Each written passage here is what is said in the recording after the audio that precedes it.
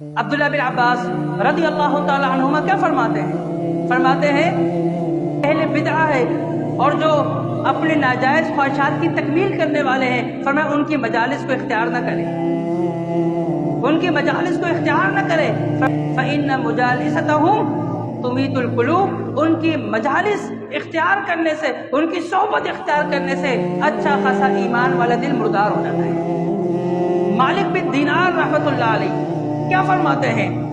کہ تو نیک لوگوں کے ساتھ رہے، نیک لوگوں کی صحبت اختیار کر، اور تو نیک لوگوں کے ساتھ مل کر پتھر تو کہیں سے کہیں اور لے کر جا رہا ہو، فرمایا یہ بہتر ہے اس چیز سے کہ تو گناہ گاروں کے ساتھ لے کر مٹھائیاں کھا۔